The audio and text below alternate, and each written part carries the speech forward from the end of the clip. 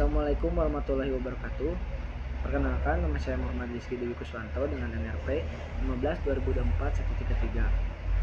Di sini saya akan menjelaskan atau akan mempresentasikan tentang tugas flowchart yang dibuat dalam codingan. Langsung saja saya akan membuka codingannya dari laptop. Di sini saya akan menjelaskan tentang flowchart pertama.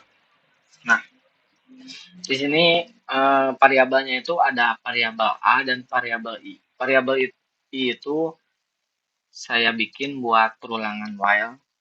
Nah, di sini tugasnya itu bagaimana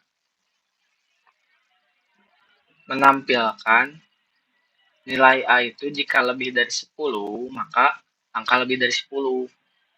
Nah, jika angkanya nilai A itu sama dengan 10, maka yang akan ditampilkannya itu adalah angka sama dengan 10. Nah, kalau misalnya kurang dari 10, nah, maka akan ditampilkan juga angka kurang dari 10. Dan di sini saya sudah membuat codingannya. Kita coba dulu aja. Karena saya menggunakan perulangan while jika kurang dari 3, maka perulangan akan dijalankan kurang dari 3. Nah, di sini masukkan nilai. Misal kita masukin lebih dari 10, angka 15. Angka lebih dari 10. Kalau misalnya angkanya itu sama 10, maka angka sama dengan 10. Dan kalau misalnya angka kurang dari 10, misal angka 5, maka output yang ditampilkan adalah angka kurang dari 10. Nah, baik. Selanjutnya saya akan menjelaskan tentang flowchart kedua yang saya buat codingan. Nah, di sini kalau tadi variabelnya itu A, sekarang itu N. N itu adalah nilai dan I itu untuk perulangan. Nah, di sini kita harus memasukkan sebuah nilai. Nah, prosesnya itu jika N-nya itu jika nilainya itu angka 1 sampai 5, maka akan ditampilkan nilai itu adalah misal N-nya itu adalah 1, maka N adalah 1. Jika N adalah 2, maka outputnya juga N adalah 2. Jika kita masukkan N itu adalah 4, maka outputnya itu N adalah 4. Begitu dan seterusnya. Nah, gimana kalau misalnya lebih dari 5? Sama N lebih dari 5. Kalau misalnya kita masukin 6, 7, 8, 9, 10, dan seterusnya, maka outputnya itu lebih dari 5. Terus gimana yang merupakan bilangan negatif? Nah, itu jika minus, jika kurang dari 0, mau minus 1, negatif 2, negatif 3, nah, N itu merupakan bilangan negatif. Kita coba dulu codingannya. Karena saya di sini sudah menggunakan while, maka akan berulang sampai kurang dari 7. Nah, kita coba masukin 1. N adalah 1, 2, N adalah 2, 3, 4, 5. Nah, misal 6. Nah, kalau misalnya negatif, 1, N merupakan bilangan negatif. Nah, di sini kan sudah jelas ya output yang dihasilkannya. Langsung lanjut saja ke tugas selanjutnya, flowchart yang ketiga. Nah, baik.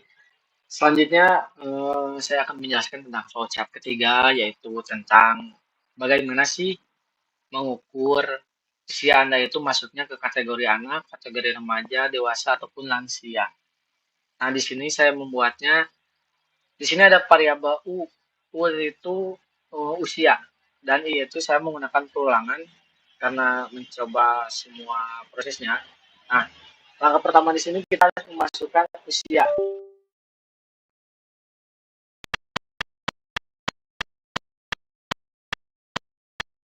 Dari 13, maka outputnya akan ditampilkan kategori anak.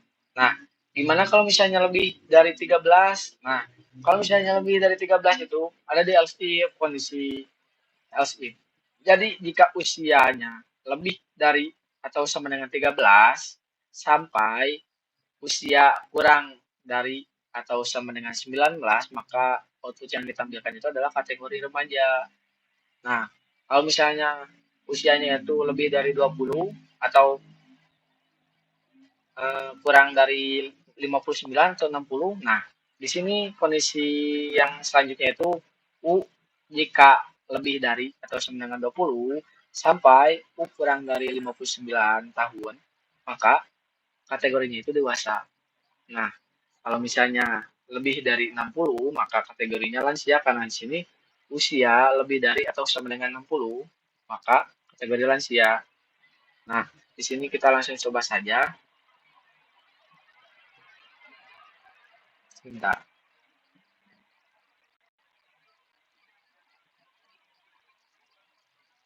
Nah, masukkan usia Anda, misal usia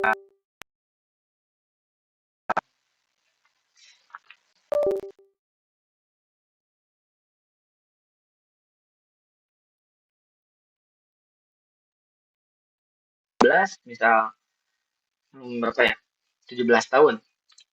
Kategori remaja.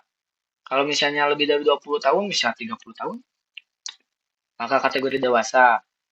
Mungkin jika usianya lebih dari 60, misal 100, kategori lansia. Sekian presentasi dari saya. Mohon maaf bila ada kesalahan dari kata ataupun dari codingan.